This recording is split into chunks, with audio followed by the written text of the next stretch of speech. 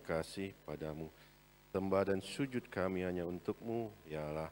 Terima kasih Engkau teguhkan kami untuk hadir di sini, berkumpul bersama-sama untuk menerima pengajaran tentang kitab suci dari Pastor Paulus Tony. Utuslah Roh Kudus-Mu agar kami dapat mendengarkan dengan baik dan meresapinya dalam hati kami. Utuslah Roh Kudus-Mu agar Pastor Paulus Tony dapat membawakan materinya dengan baik dan benar-benar memberikan manfaat bagi kita semua. Terima kasih Bapa. Terpujilah Engkau seperti dalam sedia selama-lamanya.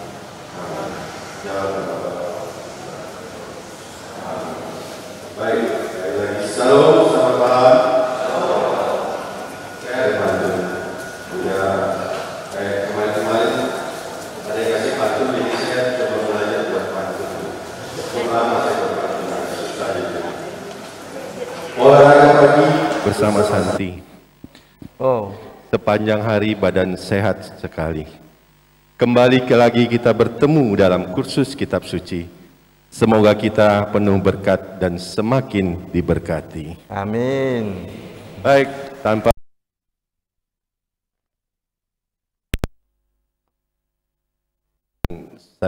kami mohon Bapak Ibu semua, gilirannya saat ini adalah mendengarkan dengan baik, jadi tidak perlu ngobrol kiri kanan ya, agar suasananya dapat lebih terasa dengan baik. Nanti untuk pertanyaan akan ada waktunya. Saya persilakan Pastor Paulus Tony. Baik, selamat malam Ibu Bapak, saudara-saudari yang terkasih. Sudah dua minggu ya tidak ketemu karena saya ada kegiatan di tempat lain. Ini pertemuan kita terakhir tahun 2022 dan saya pikir biarlah jangan terlalu berat malam ini, maka saya membuat menggabungkan tema peta kitab suci dengan tempat-tempat bersejarah dalam tradisi dan dalam cerita kitab suci, terutama yang berhubungan dengan masa Advent dan Natal ini. Karena kita berasal dari masa Advent yang menuju Natal, maka saya mencoba untuk mengumpulkan beberapa gambar, foto yang ada hubungannya dengan kisah yang kita akan atau kita sedang dengarkan dalam liturgi Advent kita dan nanti liturgi Natal kita. Jadi saya mengajak kita untuk melihat-lihat tempat-tempat di Tanah Suci. Mungkin ada yang sudah pernah langsung ke sana, jadi membuka kembali memorinya. Ada yang belum pernah, biarlah dibawa sebentar melihat. Tentu tidak sama persis dengan yang 2000 tahun yang lalu. Bayangkan sudah berbeda waktunya, berbeda zamannya, sudah mungkin juga berbeda bentuknya, tetapi sekurang-kurangnya kita kurang lebih tahu tempatnya itu kira-kira bagaimana. Dan sekarang bagaimana dipertahankan oleh gereja cerita tentang Yesus dan Yohanes Pembaptis misalnya. Karena itu saya buat judul tempat-tempat bersejarah dalam liturgi Advent dan Natal. Baik. Jadi malam ini lebih banyak melihat-lihat, tidak banyak berpikir yang berat-berat. Nah, saya ajak kita lihat dulu situasi letak Israel. Israel ini diambil dari foto satelit. Ini Israel utara, batasnya itu Libanon, sebelah sini Syria, sebelah sini Yordania, turun ke bawah sini daerah Irak, Arab sana, lalu ke sini Mesir.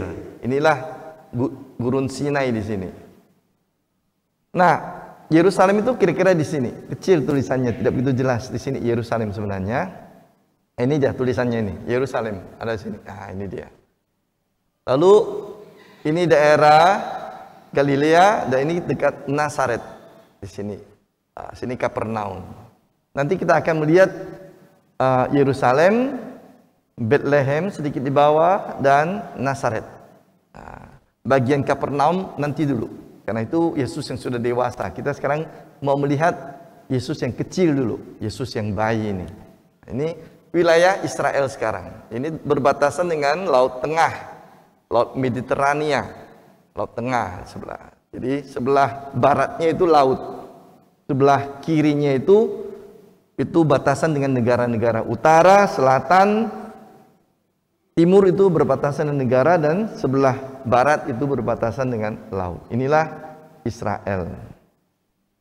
Siapa yang pernah ke sana mungkin sudah bisa membayangkan di mana Haifa, tempat Karmel di sana, Danau Galilea, di atasnya lagi Gunung Hermon.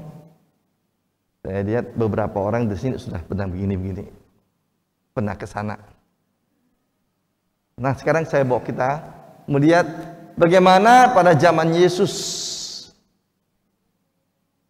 negara Israel dibagi dalam, boleh katakan, 3 bagian.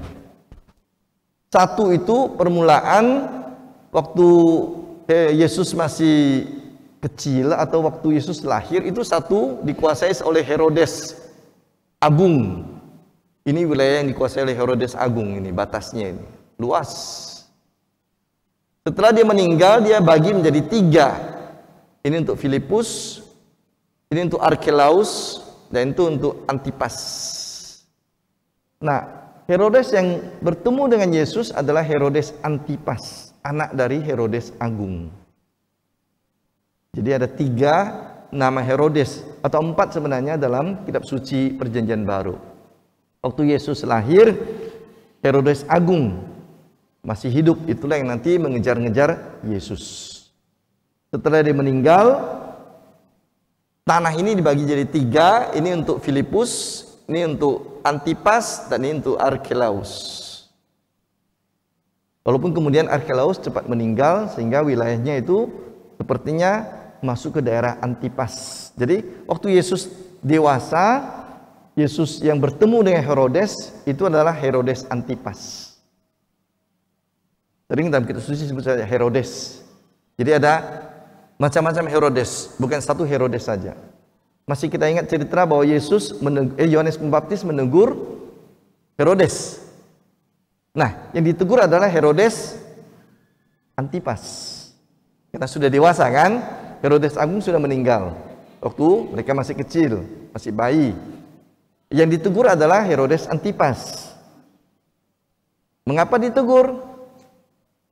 Karena dia mengawini adik iparnya, saudari iparnya. Ini istri dari Herodes Filipus.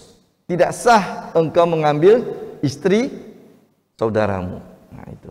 Jadi kita lihat ya, dalam kitab suci itu banyak nama Herodes. Jangan campur adukan semua.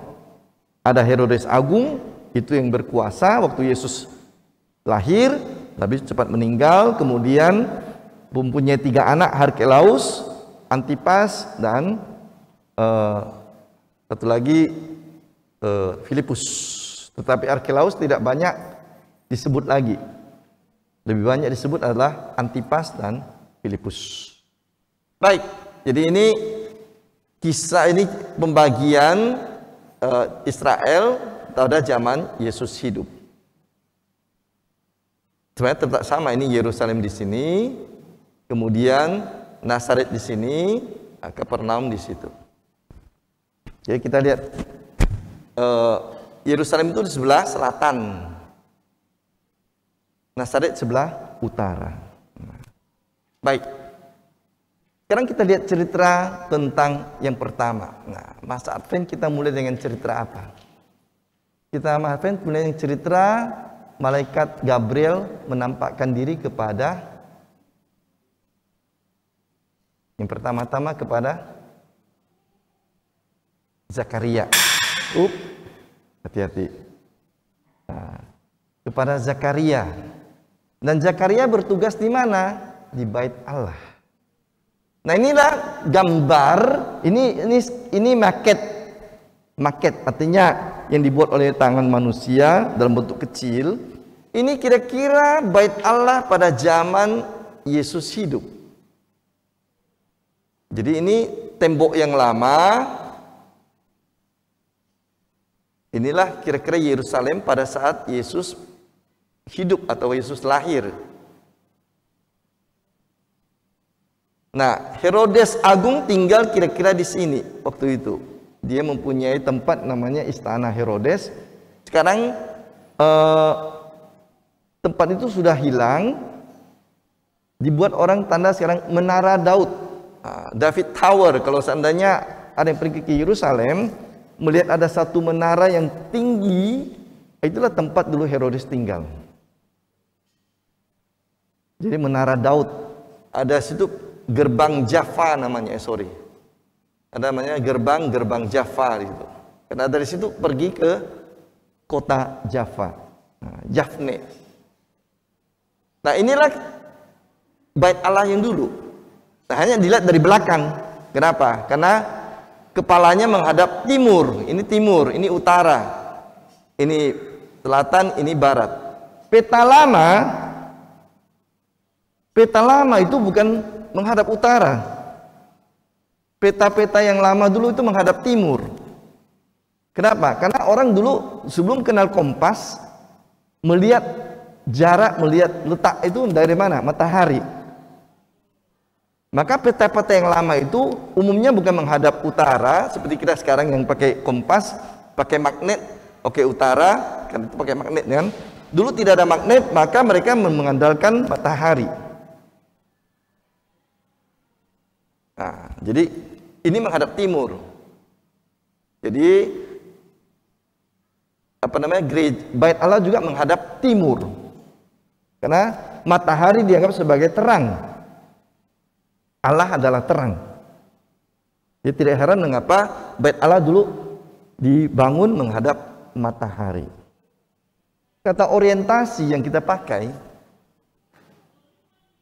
artinya apa? Orientasi artinya tujuannya, tempat di mana kita berpatokan sesuatu, berorientasi. Kata orientasi itu dia kata apa? Orient. Orient artinya apa? Timur. Oriental. Jadi kata orientasi pun sebenarnya datang dari kata matahari itu. Timur, arah matahari terbit. Nah ini bait Allah dulu menghadap ke timur. Nah sekarang kita lihat dari belakang. Bagaimana kalau kita lihat dari depan? Ini masih dari belakang, saya perbesar gambarnya. Nah, ini bait Allah pada zaman Yesus ya, yang didirikan Herodes. Herodes 46 tahun mendirikan bait Allah ini. Karena bait Allah yang lama sudah hancur ketika orang Israel diserbu oleh Babilonia tahun 572 sebelum Masehi. Lalu ketika mereka kembali, mereka coba perbaiki, tetapi perbaikannya tidak bagus. Nah, Herodes yang bukan orang Israel mencoba untuk mengambil hati orang Israel supaya diterima sebagai raja Israel. Dia membangun kembali bait Allah, dan inilah yang dibangun oleh Herodes. Maka disebut bait Allah model Herodes pada zaman Yesus. Bait Allah kedua namanya. Bait Allah pertama dibangun oleh Salomo. Bait Allah yang kedua dibangun oleh Herodes 46 tahun. Nah, ini dari belakang, ini depannya. Ini yang disebut dengan, kalau kita lihat, ini adalah bagian untuk perempuan. Karena orang Israel sampai sekarang, perempuan dan laki-laki tidak boleh bergabung kalau berdoa. Nah, di bait Allah itu bagian perempuan di depan sana, halaman luar. Lewat dari pintu sini, ini bagian laki-laki. Nah ini. Lalu di sini ada altar. Dan di dalamnya inilah tempat sakramen, bukan sakramen Maha Kudus. Tempat apa namanya? Tabut perjanjian. Tabut perjanjian yang menyimpan 2 loh batu, tongkat Musa, dan katanya sisa dari mana. Nah itu. Entah benar atau tidak, tapi pokoknya itu tradisi mengatakan 2 loh batu itu tongkat Musa dan mana. Nah itu di dalam di sini. Jadi kita lihat ini halaman luar. Di sini orang-orang asing boleh datang. Ini orang asing boleh. Tapi kalau orang Yahudi, perempuan boleh di sini, yang laki-laki di sini, imamnya di depan ini.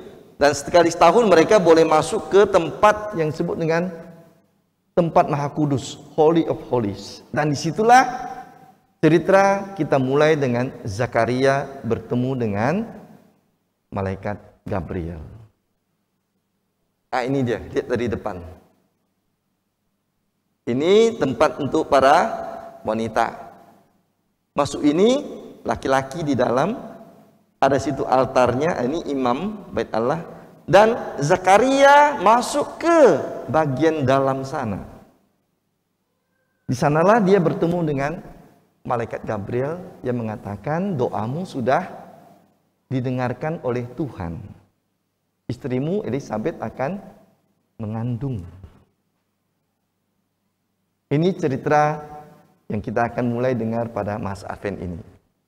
Jadi di dalam tempat inilah, di dalam sana yang disebut dengan tempat yang Maha Kudus itu, malaikat Gabriel bertemu dengan Zakaria. Sekarang tidak ada lagi bait Allah ini.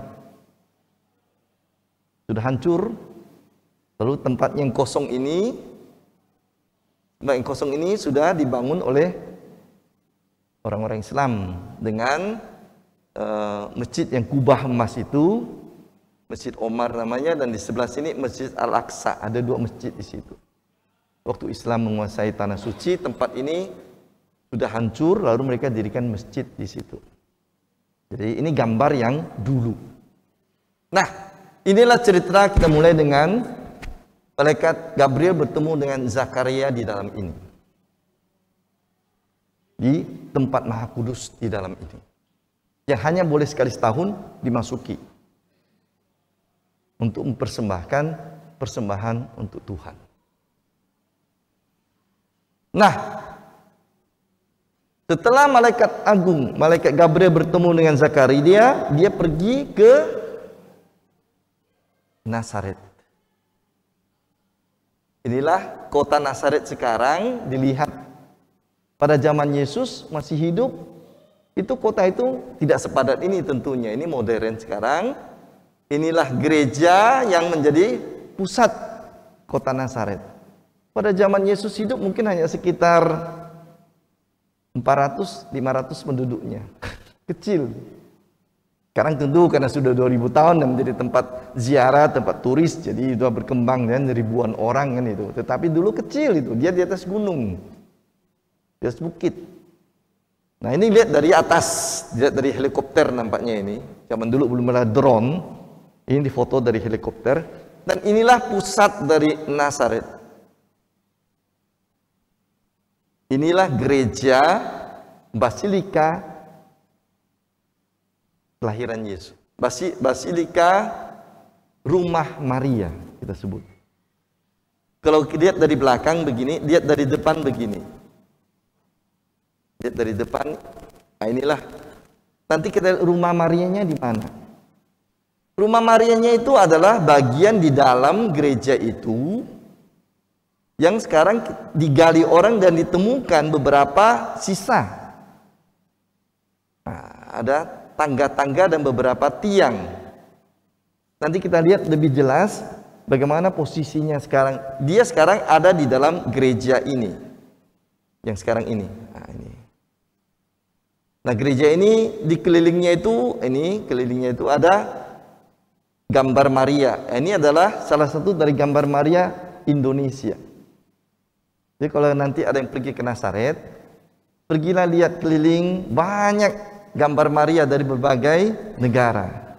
Di tembok keliling rumah Maria itu. Nah, jadi salah satu rupanya sumbangan orang Indonesia ada di sini. Ya, waktu itu saya foto. Orangnya nggak usah saya potong aja. Nampak masih tangannya itu menunjuk. Nah, inilah ada gambar Maria versi Indonesia pakai kebaya. Macam-macam negara ada di sana. Nah, ini gambar di mana rumah Maria yang dulu di Nazaret ditutup atau katakanlah dibangun gereja besar 3 tingkat. 1 lantai, 2 lantai, dan lantai paling bawah disitulah rumah Maria yang masih tersimpan atau masih terjaga reruntuhannya. Inilah dia. Ini lantai paling bawah. Bisa dilihat dari atas, ini lantai kedua, bisa lagi ada satu lantai lagi, bisa dari atas melihat ke bawah itu. Inilah bagian dari rumah Maria yang masih ada. Nah, di dalamnya ini ada altar kecil, di sini ada altar besar, sehingga kalau ada orang mau berdoa atau misa bisa di keliling ini. Nah, tapi kalau misalnya ada yang mau misa di dalam sana, itu harus khusus minta secara khusus, dan belum tentu bisa. Ada altar kecil lagi di dalam sana. Ini yang menunjukkan di mana rumah Maria di kota Nazaret ini. Jadi dalam gereja besar ini, inilah di paling bawah itu, di lantai paling bawah ada sisa dari rumah Maria ini. Nah, sekarang bagaimana gambar lebih dekat rumah Maria? Ini dia. Nah, ini dia. Ini yang dibalik ini. Ini pagar, ada pagar di sini.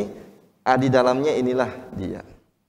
Ini ada altar, ini ada tangga dan tiang-tiang. Tentu ini bukan rumah lagi yang pertama, ini sudah rumah yang sudah dibuat menjadi tempat ziarah, tempat doa. Tapi inilah diyakini dari segi arkeologi ditemukan bahwa inilah rumah Maria yang dulu. Dan ini masih bisa kita lihat altar untuk menunjukkan di mana kira-kira Maria bertemu dengan malaikat Gabriel. Jadi dalam tempat ini dibayangkan disinilah dulu Maria dan malaikat Gabriel bertemu. Yang kita rayakan selalu tanggal 25 Maret kan gitu ya. Hari Raya Kabar Sukacita. Nah, di sini tempatnya Maria bertemu dengan malaikat Gabriel. Kalau tadi di Yerusalem, malaikat Gabriel bertemu dengan Zakaria. Nah, lalu dia pergi ke Nazaret bertemu dengan Maria di sini. Jadi dari selatan dia terbang ke utara. Setelahnya, Yerusalem ke Nazaret. Siapa yang sudah pernah ke sana? Ke Nazaret, tanah suci. Pak Wanto? Nah, itu dia. Nah, di dekat dengan rumah Maria itu, dalam satu kompleks besar, kalau kita jalan, kira-kira 200 meter, kita akan menemukan satu gereja yang dulu didirikan di atas rumah Santo Yosef. Dan sekarang rumah Santo Yosef itu sudah dijadikan gereja. Nah, dan dalam gereja itu ada tempat, ini sepertinya tempat baptis, model dulu baptis.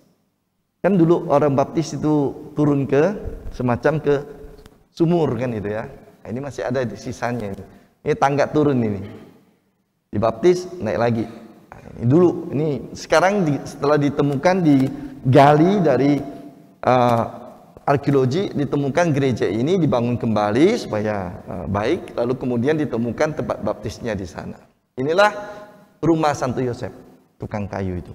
Tidak jauh dari rumah Maria. 200-300 meter. Jadi mereka tetanggaan dulu waktu itu. Jadi mungkin Yosef melihat Maria, oh ya, aku mau. Karena memang lihat dari jaraknya memang tidak jauh rumah Maria dengan rumah Santo Yosef. Nah, jadi kita nggak tahu dulu apakah mereka dikenalkan atau memang bertemu di pasar gitu ya. Nah, lalu suka sama suka, jadilah. Nah, ini rumah Santo Yosef, Nazaret. Jadi setelah cerita dari Yosef Maria selesai, kita sekarang kemana? Apa yang terjadi setelah Maria menerima kabar dari malaikat? Oh ya, ini kan di sini juga ini. Malaikat Gabriel datang nih ketemu dengan Yosef nih dalam mimpi. Tidak langsung. Dalam Injil Matius kita dengarkan nanti bagaimana Yosef bermimpi, malaikat datang, ambillah Maria sebagai istrimu, anak dalam kandungannya adalah dari Allah sendiri, dari Roh Kudus. Nah, dari Roh Kudus. Dia harus diberi nama Yesus. Karena Tuhan menyelamatkan, itu artinya kan Allah menyelamatkan. Dan Yosef bangun dan menerima Maria. Nah, setelah Maria mendapatkan kabar malaikat, setelah Maria menerima tawaran dari Yosef pula, menerima tawaran dari malaikat Gabriel, apa yang dibuat oleh Maria? Dia pergi mengunjungi Elizabeth saudaranya. Nah, inilah kampung tempat Elizabeth dan Zakaria, tempat kampung Yohanes Pembaptis. Namanya Ain Karim. Tidak jauh dari Yerusalem juga. Ain Karim. Nah, tentu bentuk kampung ini tidak sama lagi dengan bentuk kampung yang dulu, tapi letaknya itulah dia, Ain Karim. Nah, rumah dari Zakaria, Elizabeth, atau tempat Yohanes Pembaptis lahir sudah menjadi gereja. Ini dia. Jadi semua tempat ziarah yang dulu, tempat bersejarah itu, tempat kitab suci itu, rata-rata sudah jadi gereja. Untuk menunjukkan secara rohani, untuk menjaga secara rohani, inilah hal-hal yang terjadi dalam cerita kitab suci itu. Nah, ini sekarang rumah Elizabeth itu sudah menjadi gereja besar. Namanya adalah Ain Karim, kampung dari Yohanes Pembaptis. Nah, kalau kita masuk ke gereja di sana, kita akan lihat bentuk kapelnya itu sebenarnya tidak terlalu luas. Lebih luas gereja kita ini, lebih lebar. Dia mungkin hanya segini. Dari tiang ini sampai ke tiang itu. Lebih luas gereja kita. Lebih sempit. Ini kan tidaklah, ini temboknya. Inilah rumah Zakaria Elizabeth. Dan di satu tempat sana, ini adalah tempat di mana Yohanes Pembaptis dilahirkan. Dibuat situ bintang. Ada altar kecil. Itu meniru apa? Meniru nanti gua Bethlehem. Nah, gua Bethlehem juga begitu, ada altar, lalu kemudian ada bintang untuk menunjukkan disinilah dulu Yesus lahir. Nah, karena Yohanes Pembaptis lahir juga dengan cara yang istimewa, juga melalui warta malaikat Gabriel, maka tempat dia lahir di rumah ini yang sudah menjadi gereja ini dibuatlah dalam bentuk altar dengan bintang di bawah.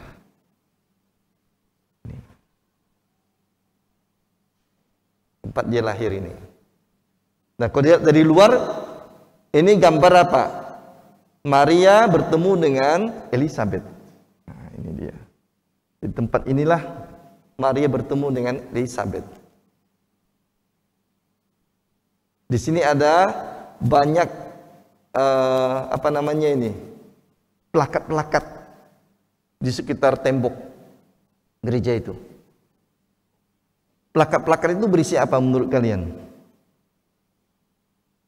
Kalau tadi di Nazaret itu gambar-gambar Maria dari berbagai negara, ada Vietnam, RRC, Taiwan, Indonesia, Meksiko, macam-macam.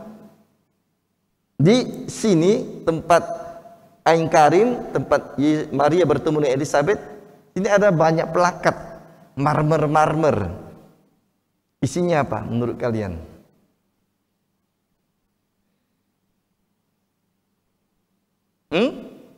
Bukan. Pujian Maria, aku mengagungkan Tuhan. Hatiku bersukaria karena Allah juru selamatku. Ketika Elizabeth memuji Maria, kan, terpujilah engkau di antara wanita dan terpujilah buah tubuhmu. Lalu Maria melakukan lagu Magnificat itu, kan. Jiwaku memuliakan Tuhan. Nah, ini di sini semua teksnya itu dalam berbagai bahasa. Ada juga bahasa Indonesia. Orang Indonesia ini sudah menjajah kemana-mana juga.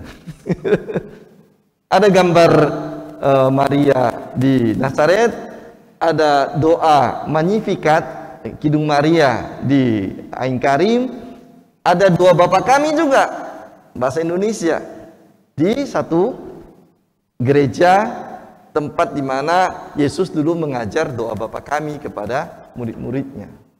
Berbagai bahasa, bahasa Indonesia ada, bahasa Jawa ada, bahasa Batak ada, bahasa Dayak ada nggak ya? Sepertinya saya lihat ada. Sepertinya ada. Ya, Mandarin ada jelas. Nah, bahasa Indonesia juga ada. Saya karena tadi sambil mencari-cari foto, waktu saya tidak cukup, maka saya tidak berhasil menemukan beberapa teks yang waktu saya dulu pergi ke ziarah Tanah Suci, saya foto-foto gitu kan. Hanya ada 1-2 yang berhasil saya temukan.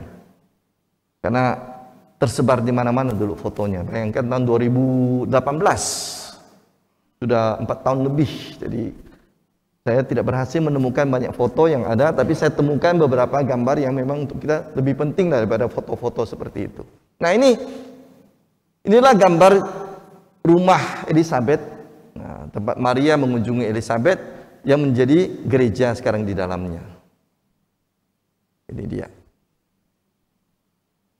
Nah, setelah Maria pergi mengunjungi Elizabeth, setelah tiba waktunya, maka tibalah saat di mana Maria harus melahirkan. Dan cerita kitab suci mengatakan Yesus dilahirkan di Bethlehem. Juga sebenarnya kota yang agak sedikit di atas gunung, agak tinggi. Dan pada zaman Yesus, Bethlehem itu satu kampung kecil. Isinya hanya sekitar 200 orang. Dari segi penggalian arkeologi, diperkirakan pada saat Yesus lahir, kampung itu tidak banyak orang. Memang kampung itu tidak punya makna yang terlalu penting untuk orang dulu. Walaupun dari segi kitab suci dikatakan, "Hai Bethlehem, engkau sekali-sekali bukanlah yang terkecil," kan itu dikatakan, sebab darimulah akan datang juru selamat dunia. Tapi memang kampung itu kampung kecil. Penduduknya sekitar 200-an orang saja. Jadi cukuplah satu gereja ini jadi penduduk Yerusalem. Kalau gereja ini dijumlahkan berapa jumlahnya ini? Paling 200-300 ya. Kalau kita padatkan mungkin 400 bisa lah. Nah, itulah penduduk Yerusalem. Penduduk Bethlehem pada zaman Yesus lahir. Nah, sekarang tentu sudah berbeda sekali, sudah berkembang dengan tradisi kekristenan. Nah, ini menjadi kampung yang sudah ribuan orang penduduknya itu. Dan disitulah dibangun basilika atau gereja kelahiran Yesus. Ini sekarang, ini gerejanya. Hanya karena ini ada bayang-bayang sedikit, kurang terang, tapi sebenarnya gerejanya ini. Nah, ini dia. Ini halaman, ini tertutup oleh bangunan-bangunan, tapi ini ada halaman. Lalu ini gereja kelahiran Yesus. Dan di sebelah sini ada gereja Katolik. Kenapa ada 2 gereja berdekatan? Karena gereja kelahiran Yesus yang dibangun di atas gua Bethlehem itu dikuasai oleh gereja Ortodoks Yunani. Kalau kita masuk ke dalam, kita tidak akan lihat bangunan seperti ini. Kita akan lihat bangunan dengan model gereja Ortodoks Yunani. Banyak lampu berjejer. Nah, lalu kemudian kalau ada misa banyak dupa, keliling-keliling dupa terus. Jadi kalau kita masuk ke gereja itu penuh dengan bau dupa. Karena gereja itu milik gereja Ortodoks Yunani. Nah, gereja Katolik tidak, gereja Katolik Roma membangun satu gereja di samping gereja Ortodoks Yunani ini, yang di bawahnya adalah Gua Bethlehem. Gereja ini sekarang namanya Gereja Santa Katarina. Dijalankan oleh OFM Fransiskan. Boleh katakan seluruh tempat ziarah di Tanah Suci itu dimiliki oleh Fransiskan, OFM dan Conventual. OFM dan OFM Conf, 2 cabang, 2 ordo dari ordo pertama keluarga Fransiskan. Ordo ketiga Kapusin, OFM, OFM konventual, OFM Kapusin. Kapusin tidak punya apa-apa di Tanah Suci. Nah, Kapusin lahir 300 tahun sesudah berdirinya OFM dan OFM konventual. Jadi semua tempat Tanah Suci sudah mereka punya itu.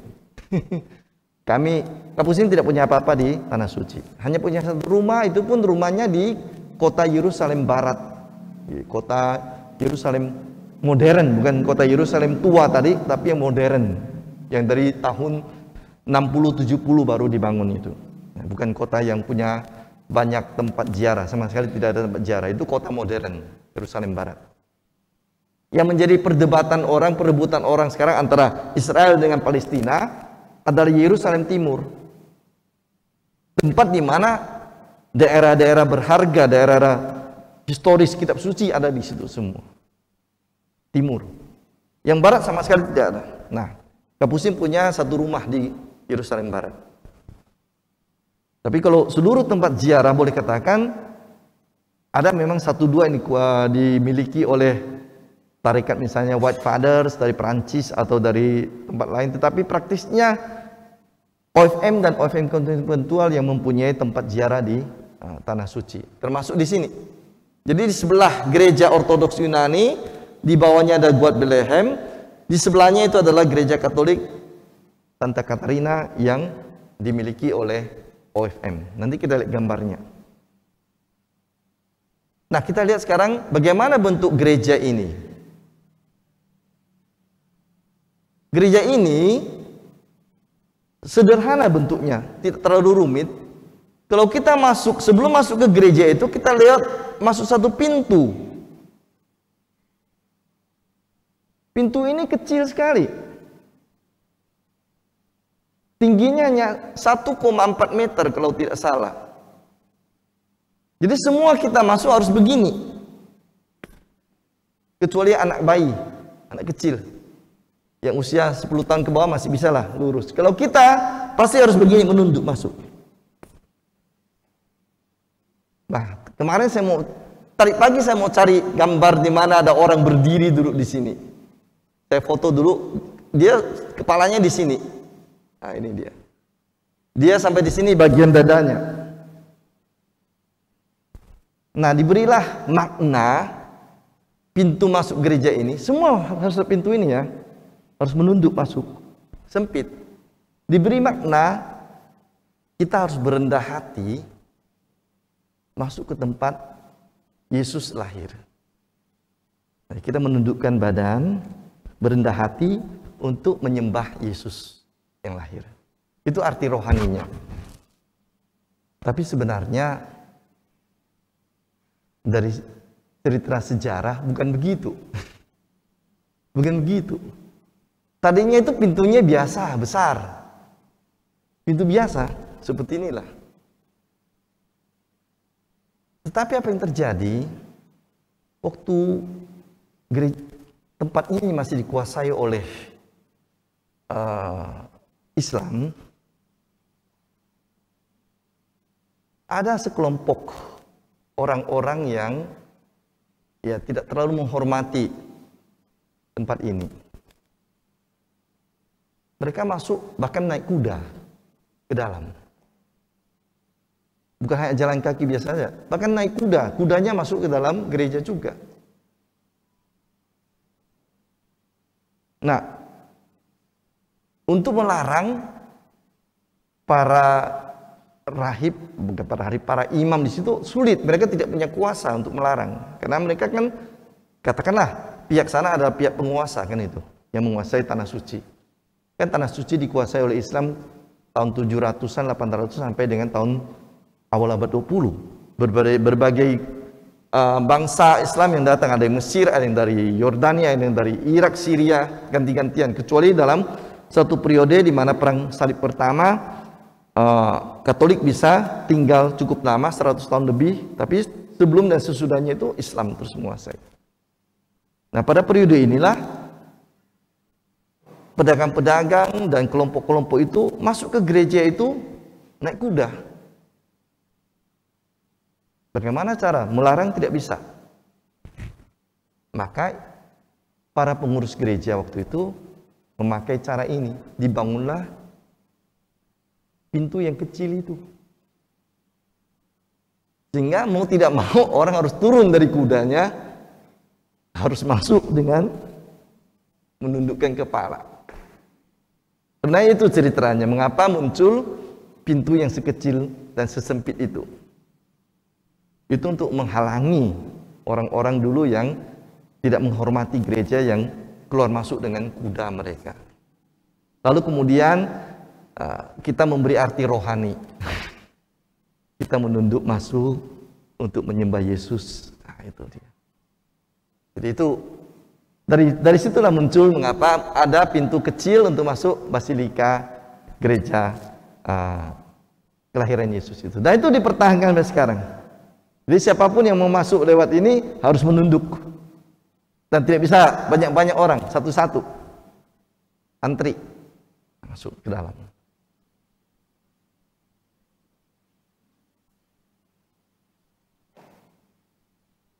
Ini di dalam gereja itu. Lumayan luas ya. Ini dalam gereja itu. Nah, gereja ini dibangun sebenarnya aslinya itu pada abad kedua. Abad kedua sudah dibangun.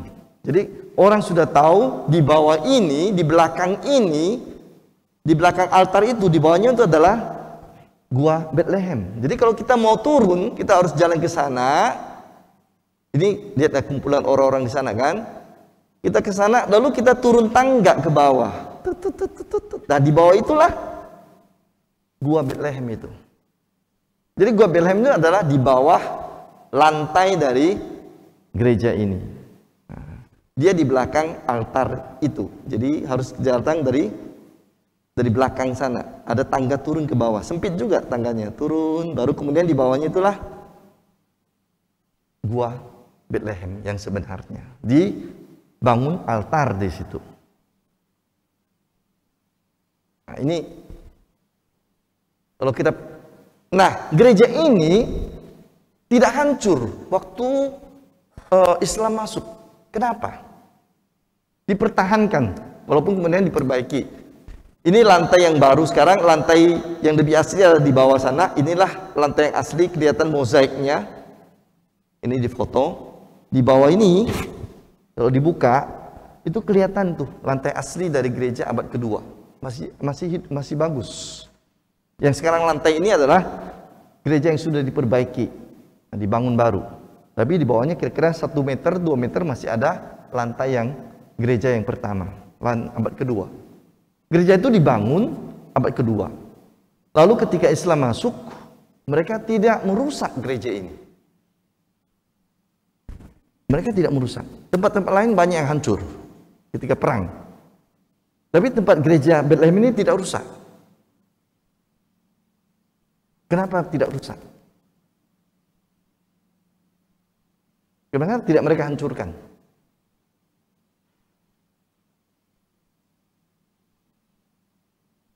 Nah, di sini di tembok ini, di bagian atas ini sekarang mereka sedang perbaiki waktu di foto ini tidak kelihatan, ini sedang ditutup. Di sini ada mozaik-mozaik, dan salah satu mozaik itu berisi apa? Berisi 3 orang Majus yang datang menyembah Yesus. Kita tahu mozaik ya. Mozaik adalah lukisan yang memakai segi-segi 4 itu, yang ditempel-tempel itu. Itu mozaik. Nah, salah satu mozaik di bagian dinding ini adalah 3 orang Majus yang datang menyembah Yesus. Dan salah satu orang Majus itu berpakaian seperti orang Persia.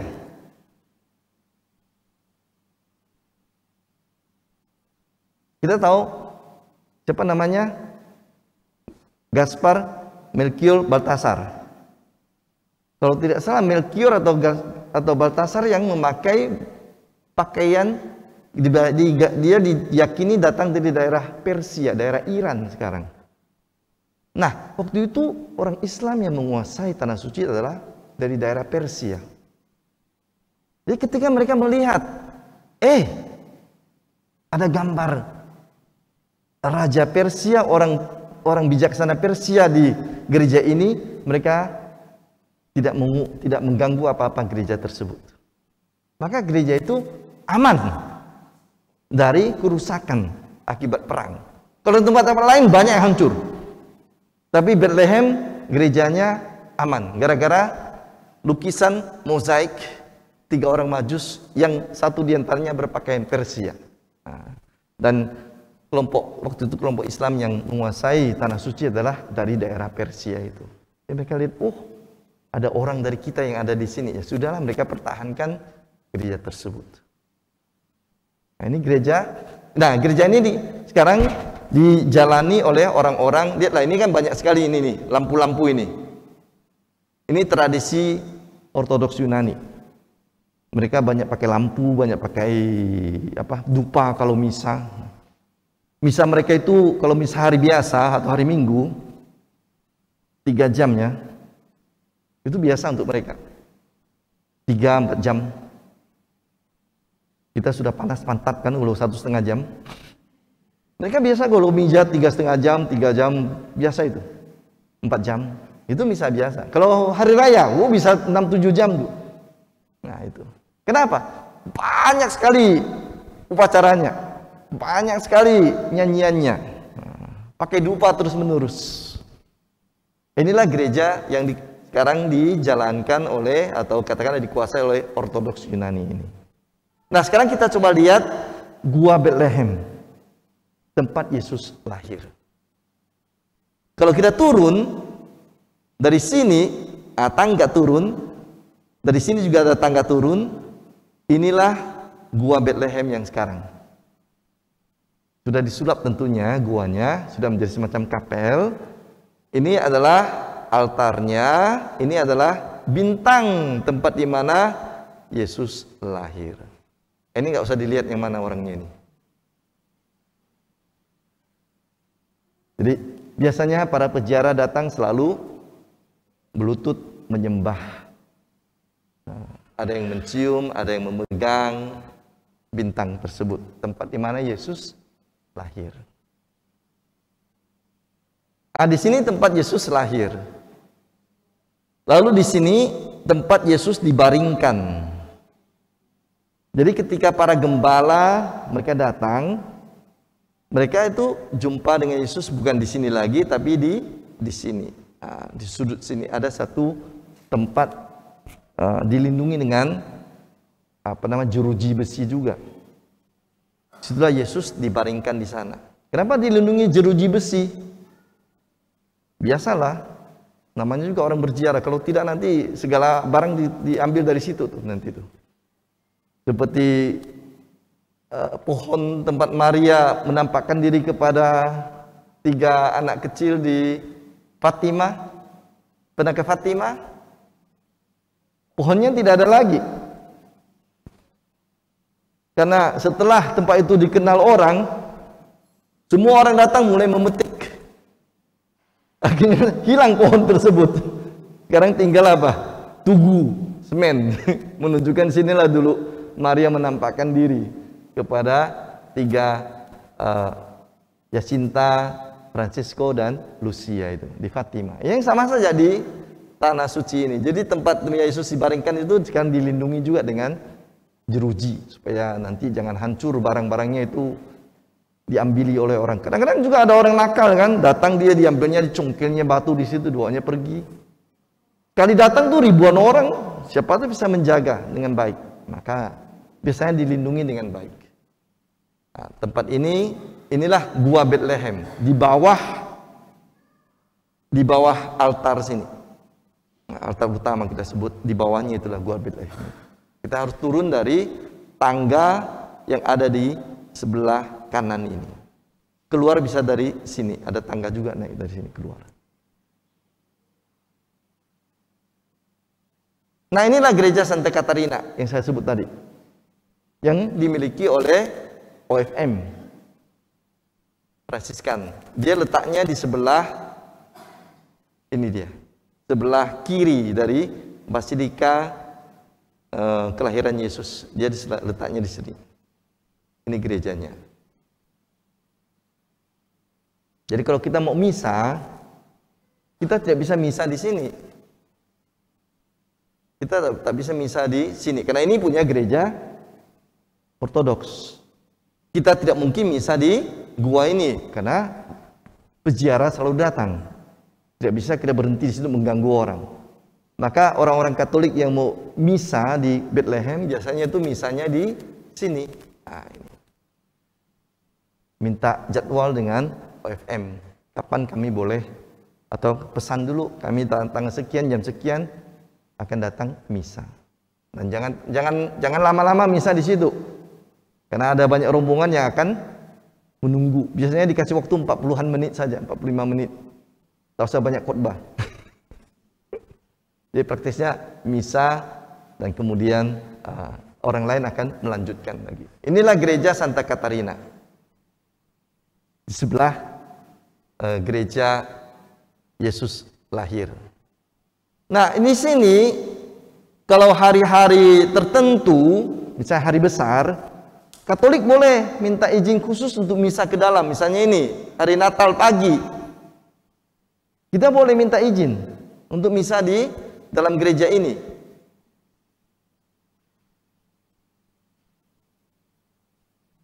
Memangnya mereka tidak misa pada hari Natal? Mereka kasih izin.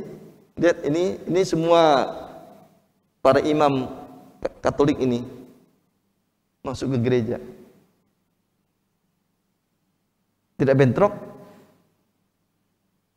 Kok bisa kita misa Natal pagi di sana?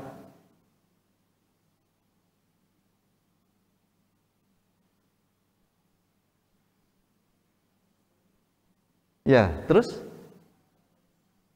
Ya 25. Lalu Ortodoks sebenarnya tidak merayakan Natal rupanya. Nah, Ortodoks itu punya tradisi merayakan Natal bukan 25 Desember. Ortodoks merayakan Natal pada tanggal 6 Januari. Hari Raya Epifani. Jadi tanggal Natal mereka beda dengan tanggal Natal kita. Jadi Ortodoks mempunyai tradisi merayakan Natal pada Hari Raya Epifani yang kita sebut tanggal 6 Januari itu. Jadi karena itu tidak ada masalah asal kita memang sudah menghubungi mereka untuk merayakan Natal khusus. 24 Maram juga kita merayakan Natal kok di dalam ini, di dalam gereja itu.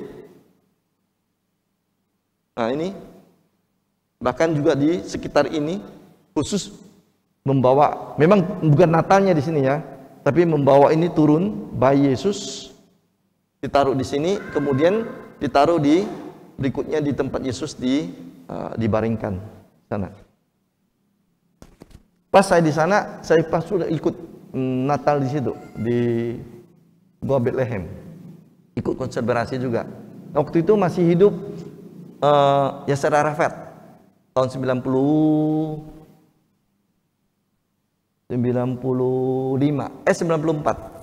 Desember 94. Yasser Arafat masih hidup. Kenapa dia ikut perayaan Natal? Dia kan Islam. Istrinya Katolik. Jadi kalau perayaan-perayaan kekristenan dia selalu ikut. Karena istrinya Katolik. Siapa nama istrinya itu ya? Waktu itu kami merayakan Natal, saya masih lihat dia duduk di barisan pertama. Kami konselebran di altar malam Natal itu 94 di Bethlehem. Kalau ini bukan waktu malam Natal, ini waktu ziarah tahun 2018. Baik. Nah, sekarang kita lihat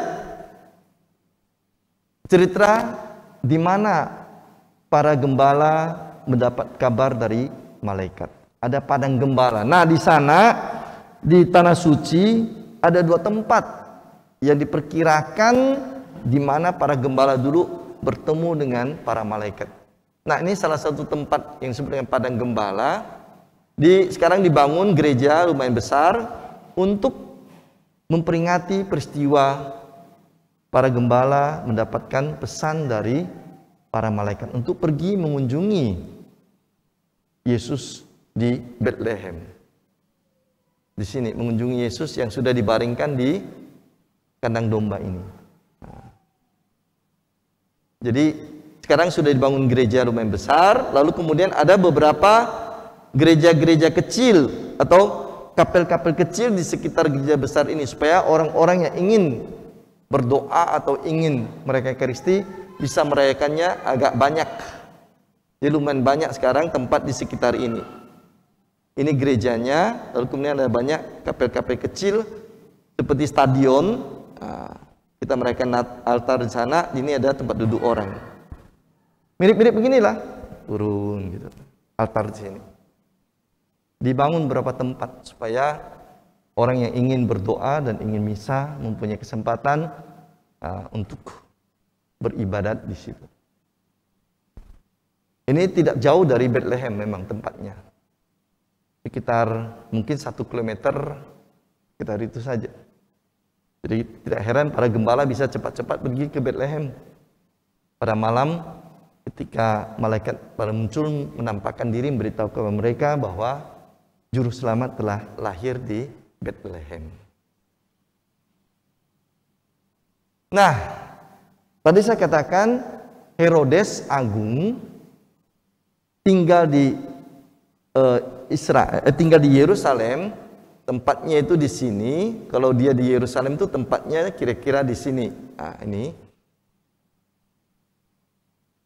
Tetapi dia punya istana yang lain di dekat Yerusalem. Nah, istana ini dulu tidak pernah diketahui oleh orang-orang zaman modern. Baru kira-kira 50 tahun yang lalu diketahui istana Herodes itu. Kenapa tidak diketahui orang? Karena dia pintar sekali membangunnya. Herodes ini, dia memang ahli bangunan ya, makanya dia bisa membangun bait Allah yang bagus itu. Dia membuat rumahnya itu seperti gunung. Ini buatan ini. Ini seperti buatnya seperti gunung kan? Sengaja dia tumpuk. Seperti bukit. Jadi dari jauh kita lihat seperti bukit. Seperti gunung. Nah ini. Hanya ketika orang mulai menggali di atas dan mereka menemukan rupanya ini istana. Maka tempat ini namanya Herodion. Istana Herodes. Lebih sering dia tinggal di sini daripada di Yerusalem. Karena di Yerusalem dia merasa tidak aman, banyak musuhnya, banyak orang membenci dia. Maka dia lebih sering tinggal di Herodion ini, yang kalau lihat dari jauh seperti bukit. Nah, kalau ini ketika musim kemarau, tidak banyak hujan, ini jadi kering kerontang, ini musim hujan. Jadi ini hijau. Dan ketika dibuka sekarang, ditemukan, diperbaiki semua, inilah istana dari Herodes. Namanya Herodion. Peziarah memang jarang ke sana karena peziarah tidak punya banyak waktu, mereka hanya pergi ke tempat di sekitar Yerusalem. Nah, kami dulu karena kuliah di sana 1 semester, jadi bisa pergi cukup banyak menemani, melihat-lihat tempat-tempat yang jarang dikunjungi oleh para peziarah. Karena waktu kami lebih banyak. Akhir pekan atau hari besar atau hari apapun bisa mengadukan, dan juga dari sekolah, dari universitas dibuat juga kunjungan-kunjungan ke daerah-daerah khusus kitab suci itu, termasuk ke Herodion ini. Ini bagus sekali Herodion ini, luar biasa. 2000 tahun yang lalu. Saat belum ada alat-alat modern, dia sudah bisa membangun suatu istana dengan model seperti bukit. Bagaimana caranya kita harus kagum lah dengan orang-orang dulu. Kita sekarang punya banyak alat yang modern untuk membantu, tapi dulu tidak ada alat modern, dia bisa membangun istana seperti ini. Ya. Bagus sekali, bagus sekali. Nah inilah wajah orang Israel yang sekarang. Jadi belum tentu sama dengan wajah orang Israel 2000 tahun lalu. Dan itu berbeda-beda. Karena orang Israel itu tidak dari satu suku juga. Tidak dari satu bangsa juga. Jadi ada yang warnanya kulitnya agak putih, ada yang ke gelap-gelap kan, ini warna orang Palestina. Lihatlah ini kan beda-beda ini. Ini yang wajib militer, para gadis mereka, semua sana wajib militer, perempuan laki-laki wajib militer. Karena negara mereka selalu terancam. Ini juga orang-orang Israel, ada yang berbentuk dari Palestina. Ini orang Israel juga ya. Ini juga, ini tidak, ini imam Katolik dari Eropa nampaknya ini. Ini juga, ini orang Yahudi, ini orang Palestina. Kira-kira wajah Maria yang mana ya? Yang mirip-mirip mana? Kita tidak tahu, karena memang 2000 tahun lalu dengan 2000 tahun sekarang mungkin gen sudah berubah sedikit juga kan. Nah, ada perubahan sana sini sedikit. Tapi inilah kalau kita mau lihat bagaimana orang Israel juga berbeda-beda penampilannya, tidak selalu sama. Jangan bayangkan hanya satu bentuk, satu rupa. Baik, tinggal satu lagi cerita. Waktu Natal, Herodes mengejar Yesus. Ia memerintahkan supaya anak usia 2 tahun ke bawah dibunuh. Karena menurut perhitungan dari orang-orang Majus, mungkin Yesus berusia antara 0 sampai dengan 2 tahun. Karena orang Majus kan berjalan tuh. Berjalan, dan berapa lama mereka berjalan? Mungkin lama, berbulan-bulan. Mengikuti arah bintang itu. Sampai ke Bethlehem.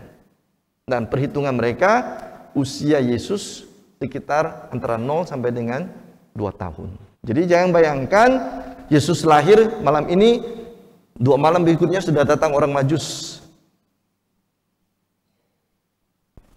Berbulan-bulan, mungkin juga 1 tahun mereka mencari Yesus. Sampai akhirnya mereka sampai ke Yerusalem dan bertanya, oh di Bethlehem ada nubuatan seperti ini. Maka pergilah mereka. Dan setelah orang Majus pergi melalui jalan yang lain, tidak lagi bertemu dengan Herodes. Herodes marah dan mau mencari Yesus. Maka dia perkirakan usia Yesus maksimal 2 tahun ke bawah. Nah, Maria dan Yosef harus menyelamatkan Yesus. Mereka pergi membawa Yesus dari Bethlehem ke Mesir. Sampai kapan? Sampai Herodes meninggal. Herodes Agung. Baru setelah itu mereka kembali lagi. Dan bukan tinggal di Bethlehem, tapi ke Nazaret. Nah, ada cerita menarik. Ini cerita menarik. Tradisi mengatakan ketika Maria membawa Yesus pergi dengan Yosef, mereka itu bermalam di satu gua dekat Bethlehem. Yesus lapar, menangis. Terus ibunya menyusui Yesus. Nah, entah bagaimana Yesus, apakah karena gelisah atau tidak tenang, ketika dia menyusu kepada ibunya, tangannya bergerak. Akibatnya sebagian dari air susu Maria itu terpercik kena tembok gua. Maka gua itu sekarang temboknya itu warnanya putih. Warna putih susu. Halus.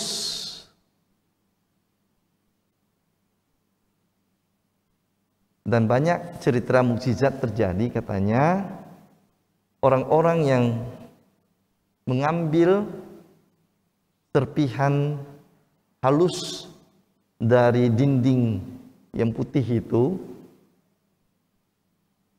minum dengan campur air atau campur susu atau apapun, terutama untuk ibu-ibu yang tidak punya anak, berdoa secara khusus. Ada kesaksian sih di situ dalam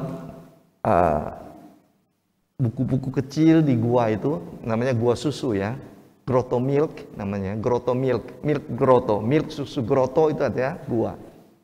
Ada ribuan kesaksian mengatakan ibu-ibu yang sudah lama tidak punya anak atau yang sudah mandul dikatakan ketika minum susu atau cairan yang dicampur dengan serpihan dinding gua susu itu yang putih itu, devosi secara khusus kepada Maria, mereka mengandung dan melahirkan anak. Jadi sekarang kalau para perziarah yang kebetulan singgah di grotto milk ini, milk grotto ini, gua susu ini, disediakan kantong-kantong berisi beberapa serpihan serbuk-serbuk putih dari dinding itu, yang menurut tradisi katakan menjadi putih ketika air susu Maria terpecik oleh kibasan tangan bayi Yesus. Memang halus dindingnya itu, seperti rapuh, seperti serbuk kalau kita kikis. Tentu saja ini tergantung kepada kepercayaan orang kan itu. Apakah orang mau percaya atau tidak soal itu. Itu disebut dengan grotto milk. Nah itu ada dekat dengan Bethlehem. Dan menurut tradisi katanya sudah Maria dan Yosef beristirahat malam hari ketika membawa Yesus mengungsi ke Mesir, menyelamatkan Yesus. Bagaimana caranya untuk minum? Nah apa? Ada di situ ditulis caranya juga sih. Pada peristiwa ketiga, peristiwa gembira, Yesus dari Bethlehem, macam-macam di situ dikatakan caranya untuk minum sambil doa itu, supaya bisa mohon kepada Tuhan melahirkan keturunan untuk mereka. Jadi tidak selalu semua peziarah bersinggah di sana, tergantung pada waktu. Kalau waktunya singkat, biasanya ini dilewatkan orang. Kalau waktunya panjang, kadang-kadang ada yang singgah di situ juga, di grotto milk ini atau milk grotto ini, atau gua susu ini. Baik, saudara-saudari, ini cerita kita malam ini. Jadi cerita dari Advent sampai dengan Natal. Kalau cerita Yesus dewasa lain lagi nanti, kita belum sampai. Nanti perjanjian barulah kita nanti akan lihat cerita yang lain. Yesus yang berkarya, Yesus yang membuat mukjizat. Itu. Tapi malam ini saya bawa kita cerita ke sebelum Yesus lahir sampai dengan Yesus lahir, untuk persiapan Advent ini dan Natal nanti. Terima kasih.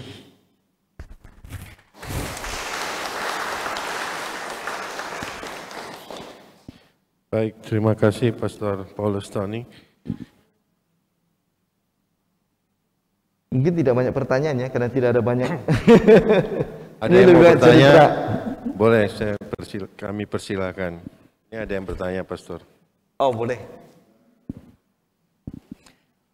Selamat malam, Pastor. Izin bertanya, Pastor. Tadi Pastor sebutkan satu ayat yang Bethlehem Efrata itu, yang di kitab Mika. Dari Nabi Mika.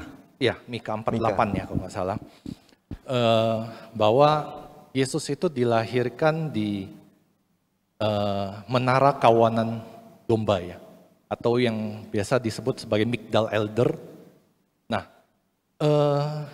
ada yang mengatakan bahwa Yesus dilahirkan adalah di Migdal Eder itu, karena Migdal Eder itu adalah merupakan tempat yang dikhususkan bagi domba-domba yang untuk dikurbankan kepada Tuhan.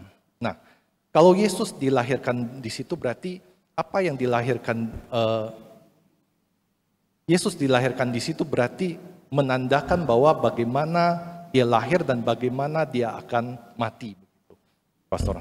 Jadi dia lahir sebagai anak domba Allah yang siap dikurbankan di Migdal Eder, di tempat Migdal Eder itu. Migdal Eder itu kalau ya kita lihat sejarahnya kan itu yang dibangun oleh Yakub sebagai tempat peringatan untuk istrinya Rahel, ya Pastor ya. Nah, ya menurut Pastor bagaimana Pastor? Apakah tadi yang Pastor jelaskan itu, apakah lokasinya di situ atau bukan? Kitab Terima suci kasih. tidak menyebut secara khusus tempat Yesus, tidak ditunjuk secara spesifik. Memang ada orang kemudian mulai mengaitkan dengan berbagai tradisi dari perjanjian lama maupun perjanjian yang seterusnya. Tapi kalau kita lihat dari kitab suci, tidak pernah ada dikatakan dengan jelas persis di mana apa nama tempat itu. Nah, gua Bethlehem yang sekarang itu yang di bawah gereja kelahiran Yesus itu memang terbukti dari segi arkeologis adalah tempat yang memang sejak dari awal, sejak gereja perdana abad pertama sudah menjadi tempat khusus yang menunjukkan bahwa orang-orang Kristen pada zaman itu sudah yakin bahwa inilah tempat yang istimewa dalam sejarah tradisi kekristenan, terutama berhubungan dengan Yesus. Dan karena itu mereka dengan pasti bisa mengatakan di tempat inilah Yesus dilahirkan. Jadi dari catatan-catatan arkeologis yang ada. Jadi bukan sekedar pikiran ini dihubungkan dengan ini. Jadi tempat ini kita sebutkan yang ini, gereja ini dengan basilikanya dan dengan catatan-catatan yang ada di dalamnya, orang bisa sampai kepada keyakinan memang inilah gua tempat dulu Yesus lahir itu. Makanya mereka sekarang membuatnya secara khusus, memberikan altar dengan bintang di tempat tersebut. Jadi apakah tempat itu dinamakan apa tadi namanya itu? Itu tidak begitu jelas dalam catatan kitab suci kita sendiri juga. Tapi bahwa dari penggalian arkeologis tempat-tempat ziarah yang ada itu bukan sekedar diciptakan, tapi memang punya dasar dari catatan-catatan sejarah dan dari praktek-praktek liturgi iman dari zaman-zaman dulu. Itu. Jadi sebelum mereka umumnya, sebelum gereja maupun katakanlah tradisi Yahudi menentukan satu tempat, mereka itu biasanya mencari dulu informasi yang lengkap mungkin. Tentu ada kadang-kadang yang sedikit bergeser. Misalnya Gunung Tabor. Kan dikatakan bahwa Yesus bukan Gunung Tabor, 8 sabda bahagia, Bukit 8 sabda bahagia. Nah, tempat yang sekarang itu kemungkinan bukanlah tempat Yesus yang dulu berkhotbah. Kenapa? Karena memang dikatakan tempat Yesus berkhotbah itu tidak setinggi itu. Dia memang di atas sedikit dari tanah, dari lembah, tetapi yang sekarang itu tinggi sekali. Jadi kemungkinan yang sekarang itu dibuat itu sebagai mengenang saja bahwa di dekat situ, agak di bawah, Yesus berkhotbah untuk orang banyak. Hanya kalau dibuat di situ, untuk segi peziarahan tidak strategis. Tidak ada tempat untuk orang yang datang berdoa, maka digeser sedikit ke atas. Tapi itu ada alasannya seperti itu. Tapi kalau tempat-tempat ziarah yang ada sekarang itu semua punya biasanya dasar arkeologis yang kuat untuk menunjukkan bahwa di sini memang benar ada peristiwa tertentu dalam sejarah tradisi kitab suci, entah perjanjian lama atau perjanjian baru. Baik, terima kasih Pastor, terima kasih Pak Eko. Ya, jadi walaupun Pastor bercerita tentang tempat bersejarah, pasti masih ada pertanyaan lagi dari Bapak Ibu. Oke, silakan.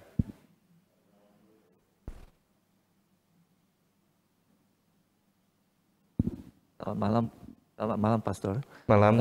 Tadi katanya tuh menurut yang itu orang Majus tuh ketemu dengan bayi Yesus itu di gua atau di mana Pastor?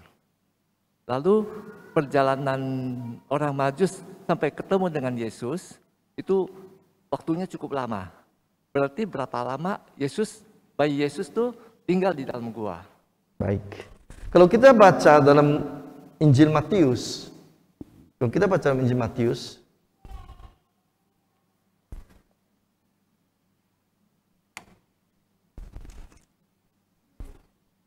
saya baca ya.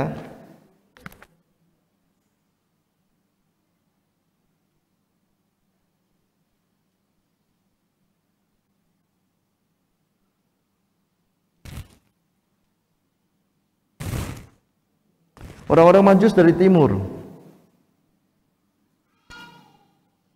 ketika mereka melihat bintang itu, sangat bersukacitalah mereka. Bab 2 ayat 10 kemudian ayat 11. Maka masuklah mereka ke dalam rumah itu dan melihat anak itu bersama Maria ibunya dan selalu sujud menyembah dia. Dengan kata lain, kemungkinan ketika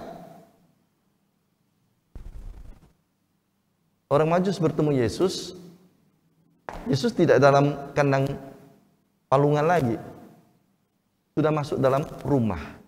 Dan jangan heran,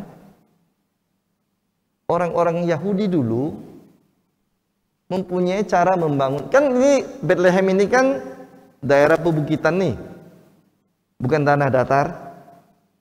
Maka mereka bisa saja membangun rumah yang di bawahnya ada tempat ternak.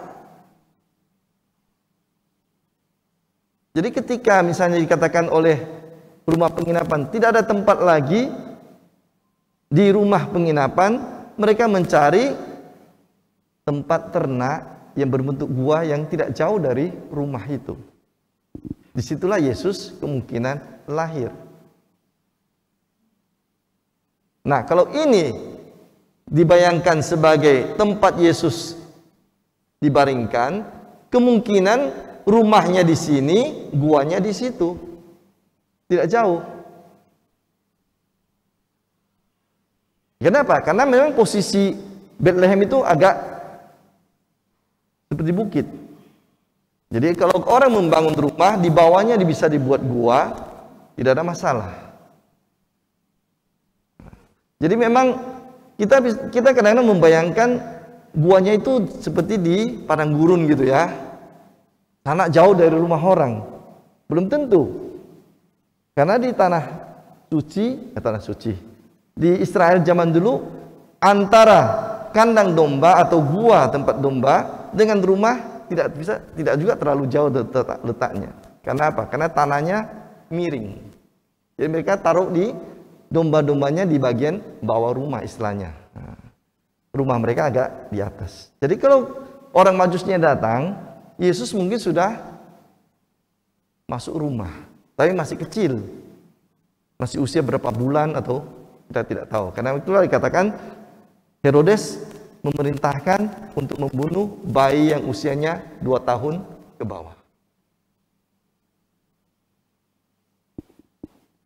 Jadi kitab suci tidak mengatakan bahwa segera setelah Yesus sudah lahir, orang Majus langsung datang. Jadi mereka masih mencari-cari. Nah, itu. Apakah minggu, bulan, atau tahun, kita tidak tahu. Tapi yang jelas dikatakan dalam kitab suci, Yesus sudah di rumah, dikatakan situ ya. Baik, terima kasih Pastor. Cukup ya Pak Irwan. Ya, saya rasa juga karena penginapannya sudah kosong, Yesus boleh naik ke penginapan. Baik, silakan yang lain, Pak. Ya, baik, terima kasih Romo. Jadi saya ingin bertanya mengenai penyingkiran ke Mesir, Romo. Bagaimana? Penyingkiran ke Mesir. Ketika ya, jadi saya juga kurang paham membaca banyak hal. Pertama begini, ketika ini mungkin bisa dijelaskan, ada beberapa faktor mungkin yang membuat Herodes tidak bisa mengejar keluarga Kudus ini ke Mesir. Mungkinkah dari sisi historisnya kekuasaan Herodes tidak bisa sampai ke Mesir, ataukah memang pasukannya Herodes memang tidak bisa menyusul? Ya, secara historisnya ya. Nah, kemudian banyak hal kita tidak ketahui di Mesir ini yang berkuasa apakah masa Firaun ataukah masa yang lainnya di Mesirnya sendiri. Nah, dalam tradisi-tradisi gereja, bagaimana kondisi, apakah ada bukti arkeologis yang menunjukkan bahwa di Mesir punya mungkin jejak arkeologis atau historis keluarga kudus ini secara mungkin tempatnya, lokasinya, Romo. Ini yang kalau kita baca di Matius begitu panjang waktunya ya Romo, antara ketika keluarga kudus ini kembali ke Israel, tetapi mereka tidak ke Bethlehem, tetapi mereka menyingkir ke Nazaret. Nah, ini yang banyak yang belum kita ketahui secara historisnya. Kita ketahui sekali lagi Herodes ini kan seorang raja, artinya punya militer yang kuat. Tapi mengapa tidak bisa sampai ke sini? Dari sisi historis, kalau sisi rohani kita percaya semua karena kuasa Tuhan. Terima kasih Romo. Baik, pertama-tama harus dikatakan Herodes adalah seorang yang psikopat. Dia tidak pernah percaya pada siapapun, bahkan dia membunuh sendiri anak-anaknya dan istrinya. Ya, dia membunuh sendiri banyak anaknya dan istrinya karena takut kekuasaannya itu dirampas. Yang 3 anaknya itu masih beruntungnya masih hidup itu. Archelaus, Antipas, dan Filipus. Entah cara bagaimana mereka hidup selamat itu masih beruntung. Tapi yang jelas ketika dia hidup, istrinya dia bunuh, anak-anak yang lain juga dia bunuh.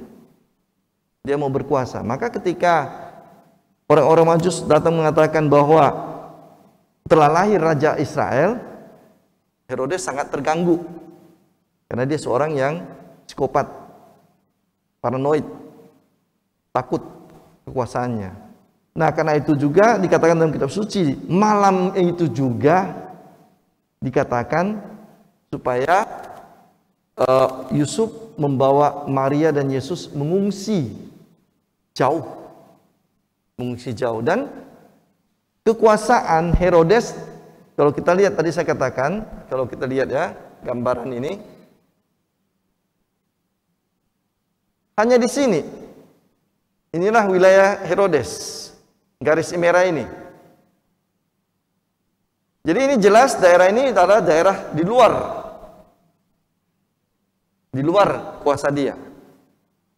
Dan Mesir waktu itu walaupun tidak sekuat lagi zaman ketika Musa dan seterusnya, tetaplah suatu negara yang tidak bisa diintervensi begitu saja. Apalagi Herodes sebenarnya hanya raja wilayah. Artinya dia masih di bawah kekuasaan lebih tinggi, yakni Roma. Pada zaman Yesus hidup, yang menguasai seluruh Timur Tengah, Eropa, Afrika adalah Roma. Mulai tahun 60-an sebelum Masehi. 60-an sebelum Masehi itu sudah dikuasai Roma sampai dengan tahun 300 kira-kira. Jadi kekuasaan Herodes itu terbatas di wilayah-wilayah ini saja. Maka ketika Yesus melarikan diri dengan orang tuanya atau dibawa orang tuanya lari, Herodes tidak bisa karena itu sudah di luar wilayah dia. Tentang apakah ada jejak-jejak Yesus di Israel, di Mesir, kemungkinan waktu itu kan pribadi Yesus belum menjadi sesuatu yang istimewa. Orang tidak terlalu penting kok. Jadi kalaupun ada, mungkin sudah hilang. Sama dengan kalau seorang anak yang tumbuh biasa, lalu setelah dia usia 40 tahun, 50 tahun menjadi orang besar, wah, waktu dia kecil, di mana dia tinggal, mana orang peduli pada dia, kan itu, waktu kecil. Karena belum ada sesuatu yang istimewa dari orang tersebut. Jadi kalaupun ada, tidak ada yang mungkin menjaganya sama sekali. Nah, itu. Jadi kita tidak punya saya tidak tahu, ketika saya ke Mesir kemarin, sepertinya guide kami mengatakan ada sesuatu yang berhubungan dengan pengungsian Yesus, hanya tidak terlalu jelas. Dia pernah menyinggung sesuatu tentang Yesus yang diungsikan ke Mesir itu. Waktu saya kemarin bawa satu rombongan tahun 2018 ke tanah suci Mesir, Israel dan Yordania sana. Sepertinya dia ngomong sesuatu tentang Yesus yang diungsikan ke Mesir. Hanya saya waktu itu tidak dengar dengan jelas. Apakah ada tempat tertentu yang terkait dengan cerita pengungsian tersebut? Tapi pernah disinggungnya sesuatu. Itu saja. Baik. Baik, terima kasih Pastor. Ya. Bagaimana Pak? Oke, terima kasih. Bu Lili, silakan. Terima kasih, Pater. Saya ingin kembali ke bait Allah, yaitu kalau kita ke bait Allah yang sekarang, katanya ada tembok yang menjadi dinding ratapan orang Israel itu. Yang ingin saya tanyakan itu sebenarnya dinding yang sisa itu, yang hanya tinggal sedikit saja tapi dibangun kembali oleh orang Israel, itu sebenarnya itu dinding sebelah mana? Timur, barat, yang sebelah mana? Itu saja, Pak. Terima kasih. Ini adalah gambar dari yang lama ya, zaman Herodes, zaman Yesus. Yang disebut dengan dinding ratapan tuh yang ini. Yang ini. Bagian barat ini. Ini bagian timur. Ingat ya, ini menghadap timur. Maka yang sekarang kita nampak adalah yang ini. Dan itu yang nampak hanya bagian atasnya ini. Sebagian besar itu tenggelam, tersimpan di bawah. Jadi kalau saudara-saudari pergi ke Yerusalem, kita itu bukan berjalan di tempat jalan di mana Yesus tinggal, jalan. Kita jalan di atas jalan yang lama. Yerusalem itu sudah mengalami berbagai kali, sudah berapa kali dibangun ulang. Tembok yang sekarang pun bukan tembok Yesus lagi. Tembok sekarang sudah diperluas. Dibanding dengan tembok yang asli ini tembok asli zaman Yesus. Sekarang temboknya sudah diperluas begini. Sehingga Golgota yang di sini sudah masuk dalam tembok yang sekarang ya. Yang tadinya Golgota di luar tembok, sekarang sudah dalam tembok yang dibangun oleh Raja Sulaiman tahun abad ke-13. Di sini nanti ada, kalau pergi berziarah, ada gereja makam kudus di sini yang isinya adalah Golgota dan makam Yesus. Jadi Golgotanya agak tinggi, lalu makam Yesus agak ke bawah. Dan makam Yesus yang sekarang pun sebenarnya aslinya itu harus turun lagi 6-7 meter. Kenapa?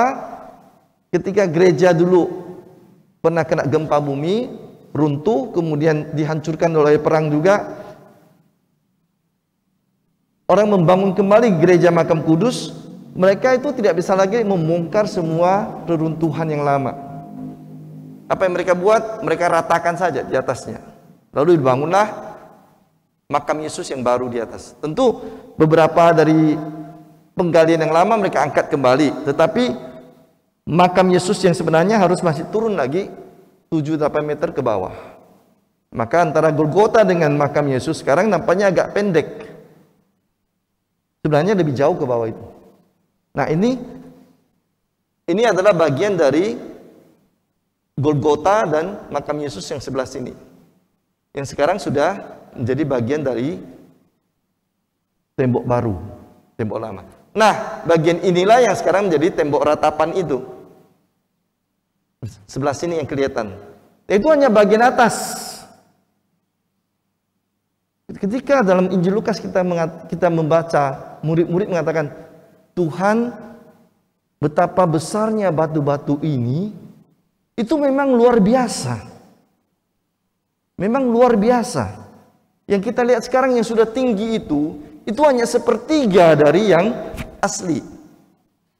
Masih ada lagi 2/3 yang di bawah. Yang sekarang perlu izin khusus kalau kita mau turun ke bawah, melihat tembok-tembok yang benar-benar besar. Ketika saya dulu belajar di Israel, lalu kami dibawa oleh guru kami untuk melihat bagian dari tembok yang benar-benar bagian dulu.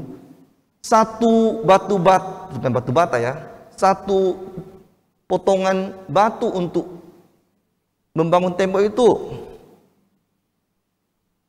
Tahu berapa lebarnya? Hanya satu batu itu. Itu sampai 20 meter.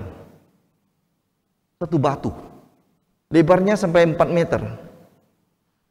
Dan itulah bangun tembok itu, disusun batu-batu itu di atas. Jadi yang sekarang kita lihat itu yang tinggi itu, yang sebelah barat ini namanya, ini tempat ini, di sini maaf di sini, karena ini daerah Bait Suci. Nah, ini dia. Yang kita lihat hanya bagian atas ini, yang bagian bawahnya itu masih di bawah jalan yang sekarang. Bisa turun tetapi dengan izin khusus untuk melihat benar-benar batu-batu yang besar-besar itu, yang sampai 15 meter lebarnya, 3-4 meter tingginya, itu satu batu saja. Dan itulah yang dipakai untuk membangun tembok-tembok yang dulu begitu tinggi. Jadi kita ini seperti semut kalau melihat tembok itu tingginya, seperti semut. Maka jangan heran ketika iblis mencoba Yesus, kan apa dikatakan oleh iblis?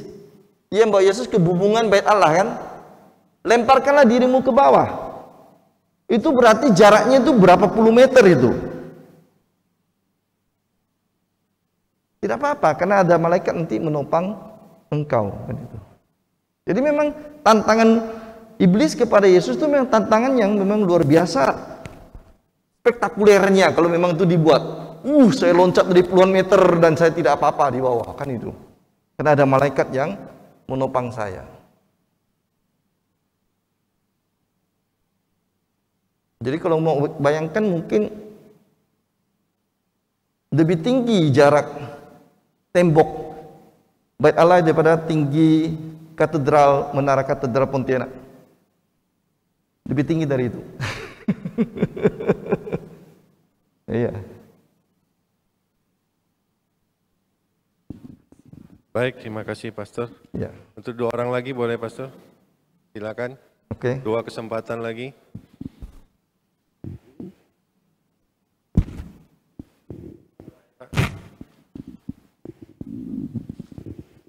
Mungkin di saya pertanyaan mendasar ya Pastor ya, karena saya tidak begitu tahu banyak soal ini ya, perkembangan gereja. Jadi saya tuh masih kurang paham antara perbedaan apa ya, Katolik Ortodoks dengan Katolik kita itu apa? Kita itu disebut Katolik Vatikan atau gimana Pastor? Apakah hanya budaya atau bagaimana ya perbedaannya? Oke, ini sejarah gereja. Tentu panjang sebenarnya ceritanya. Di situ tercampur teologi, campur juga masalah budaya, campur juga masalah politik. Dalam tradisi kita kan gereja Kristen berkembang, tidak ada perbedaan pada awalnya, semua masih orang Kristen. Lalu kemudian pelan-pelan ada yang disebut dengan gereja timur dan gereja barat. Tapi tidak terpecah. Masing-masing punya tradisi. Gereja timur dengan pengaruh budaya khusus dan gereja barat dengan pengaruh budaya khusus. Tapi masih dalam satu gereja. Nah, mulai ada perbedaan teologi ketika konsili-konsili misalnya abad ke-5, ke-6, Kalsedon, Nisea, Konstantinopel berbicara tentang Yesus. Tetapi masih tetap dalam satu gereja Katolik. Hanya disebut gereja Katolik Timur dan gereja Katolik Barat. Tetap gereja Katolik. Perpecahan terjadi pada tahun 1054. Ketika gereja Ortodoks memisahkan diri dengan tidak mengakui Paus sebagai pemimpin tertinggi. Walaupun sebelumnya ada kekhususan dari gereja timur dan gereja barat, sebelum tahun 1054 pimpinan gereja tetap sama, Paus. Tapi tahun 1054 atas alasan teologi, atas alasan juga politik, gereja Ortodoks timur memisahkan diri dari gereja Katolik yang disebut dengan Katolik Roma. Karena Paus tinggal di Italia, di Roma. Nah, sejak itulah muncul 2 gereja yang kepala gerejanya berbeda. Ortodoks dengan patriark, dan Katolik dengan Paus. Nah, tentu ada banyak cerita macam-macam di baliknya. Ya, kalau mau diceritakan bisa 1 hari 1 malam nggak selesai. Karena ada masalah perbedaan teologi, ada masalah perbedaan juga politik di situ. Tetapi dari sejak saat itulah Ortodoks dan Katolik menjadi 2 entitas yang terpisah. Karena mempunyai 2 pimpinan yang berbeda satu sama lain.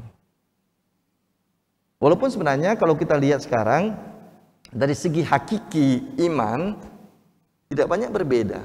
Hakiki ya, walaupun ada juga unsur-unsur tekanan teologi tertentu yang sedikit unik. Misalnya Ortodoks sangat menekankan Roh Kudus. Nah, kalau kita Katolik Tritunggalnya oke, tapi bukan khas Roh Kudusnya. Makanya dalam gereja Ortodoks ibadatnya itu banyak sekali memakai dupa, lagu-lagu, karena itu pujian-pujian pada Roh Kudus itu. Jadi unsur Roh Kudusnya itu tinggi sekali di situ. Nah, gereja Katolik kemudian sering disebut gereja Katolik Barat dengan ritus tidak hanya Roma. Kebetulan yang datang ke Indonesia ini ritus Roma. Tapi gereja Katolik juga tidak hanya ritus Roma. Ada ritus Maronit, itu di Lebanon. Ritus Kaldea di Irak. Ritus apalagi Malabar, itu di India. Tapi semua mengakui Paus sebagai pimpinan. Kebetulan memang ritus yang paling besar adalah ritus Roma dengan liturgi yang Romawi. Nah, kalau ritus Malabar, ritus Kaldea, ritus Maronit, mereka punya cara misanya unik juga. Ada lagi ritus Ambrosiana, mirip-mirip dengan Roma, tetapi sedikit berbeda. Contohnya, ritus Ambrosiana itu daerah Milan ya, utara. Mereka itu salam damainya bukan sesudah Bapa Kami. Mereka salam damai sebelum persembahan. Kenapa? Karena mereka melihat teks kitab suci. Sebelum kau buat persembahanmu dan kau merasa kau punya masalah dengan saudaramu, pergilah berdamai lebih dahulu. Baru kemudian datanglah membawa persembahan kepada Tuhan. Jadi mereka menempatkan misalnya damai itu bukan pada menjelang komuni, tetapi sebelum persembahan dimulai. Itu ritus Ambrosiana. Nah, itu.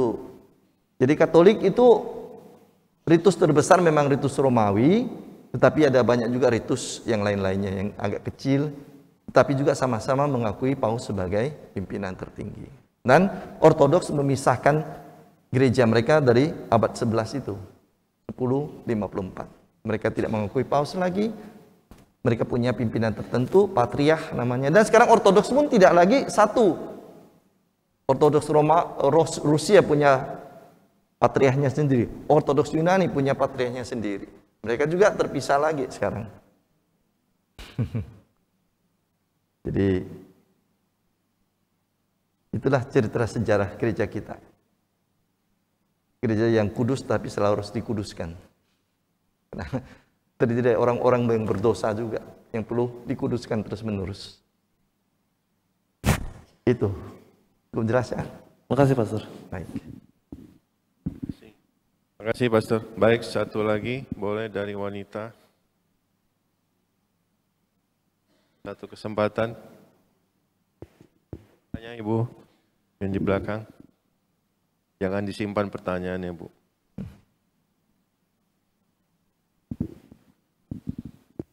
Siapa lagi?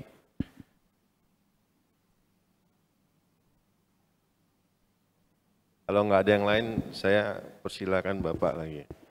Yang terakhir. Maaf Silakan. Romo, jadi begitu Romo menjelaskan terbersit sebuah pertanyaan yang menggelitik, lucu, tapi mungkin belum pernah kita bayangkan dan kita pikirkan.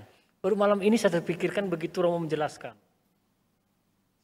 Pada saat Yesus dicobai iblis, maaf Romo ya, kita juga belum apakah ini secara rohani atau memang benar. Kalau kita melihat bait suci, bumbungan bait suci kan berarti. Nah, ini pertanyaan bodoh yang muncul. Bagaimana cara iblis membawa Yesus ke sana? Apakah memang Yesus naik sendiri? Kalau memang Yesus naik sendiri, artinya kan bait suci ini kan ada penjaganya Romo. Ya, ataukah memang secara ini ada simbol saja? Nah, ketika dikatakan jatuhkan dirimu, terbayang tadi bagi saya, bagaimana Yesus sampai ke sana? Nah, ini maksudnya seperti apa, Romo? Terima kasih, Romo. Baik, ya bisa kita tafsirkan dua hal secara sah. Kalau umpama kita lihat sebagai rohani, bisa sebagai simbol dari nafsu orang yang ingin mencari kepopuleran, ketenaran dengan cara yang instan kan gitu ya. Tapi juga kalau memang secara fisik bisa saja, karena memang iblis kan punya juga kekuasaan ya, punya juga daya untuk melakukan hal-hal yang istimewa. Artinya kalau dia mau mengangkat Yesus tiba-tiba ke bait suci, tidak ada masalah. Dia kan juga malaikat tadinya, malaikat yang memberontak. Lucifer yang terang menjadi gelap. Lux Lucifer, luce, terang, tetapi menjadi kegelapan. Jadi kalau kita mau melihat dalam dua makna, sah. Makna rohani atau makna secara fisik, bahwa Yesus diangkat oleh iblis langsung ke bait Allah, sesuatu yang selalu mungkin, tidak ada hal yang aneh di situ. Karena juga iblis punya kekuasaan yang istimewa dalam hal-hal tertentu. Karena itulah dia bisa mengganggu manusia dan bisa menggoda manusia. Kalau dia tidak punya sesuatu yang istimewa, mana manusia bisa gampang digoda oleh iblis kan itu.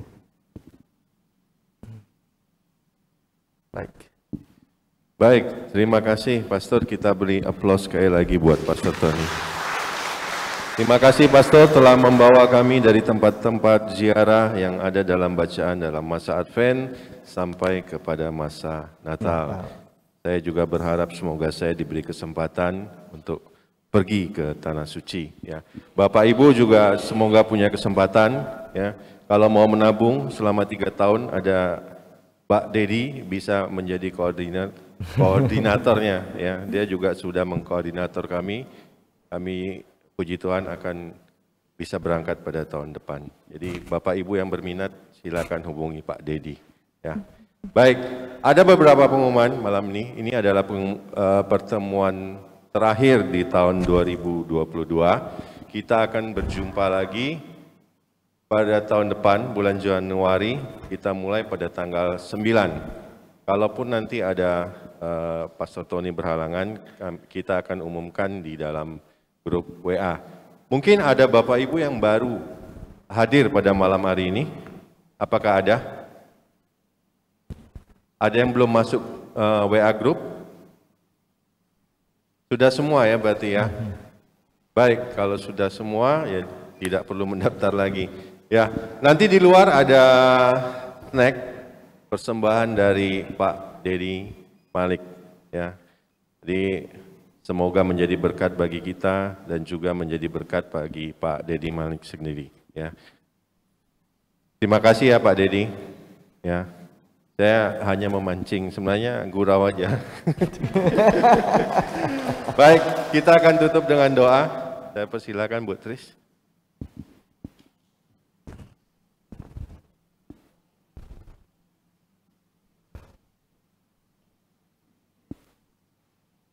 Mari Bapak Ibu kita akhiri pertemuan kita dengan doa pada Bapa. Dalam nama Bapa dan Putra dan Roh Kudus. Amin. Allah Bapa yang penuh kasih, kami mengucap syukur kepadamu atas segala berkat, rahmat dan karunia yang Engkau limpahkan kepada kami sepanjang hari ini. Terutama pada malam hari ini kami telah mendengar, kami telah mendapatkan pengajaran dari Pastor Paulus Tony tentang tempat-tempat di mana Tuhan Yesus lahir dan dibesarkan. Hal ini tentu membesarkan hati kami dan semakin menambah iman kepercayaan kami akan Dikau. Dan semoga kami juga dengan pengetahuan ini mampu untuk mempersiapkan diri, menyongsong Hari Raya Natal dengan menjalani masa Advent ini dengan sungguh-sungguh. Bentar lagi kami akan pulang ke rumah kami masing-masing Kami mohon berkat perlindungan Tuhan agar kami selamat sampai di rumah. Dan kami mohon juga perlindungan Tuhan untuk istirahat kami pada malam hari ini. Lindungilah kami dari segala kejahatan dan dosa, dan pulihkanlah kekuatan, kesegaran jiwa dan raga kami, agar esok hari kami mampu untuk menjalani lagi perutusan hidup kami masing-masing. Ini kami mohon berkat-Mu melalui gembala kami, Pastor Paulus. Tuhan bersamamu. Semoga Allah yang Maha Kuasa memberkati saudari-saudara sekalian, perjalanan pulang saudari-saudara, supaya tiba di rumah dengan selamat dan sentosa, dan istirahat nanti malam supaya dapat bangun dengan segar kembali dengan aman. Bapa, Putra, dan Roh Kudus. Amin. Baik, terima kasih Bapak Ibu semua. Selamat malam, sampai jumpa tahun depan. Terima kasih Pastor Tony.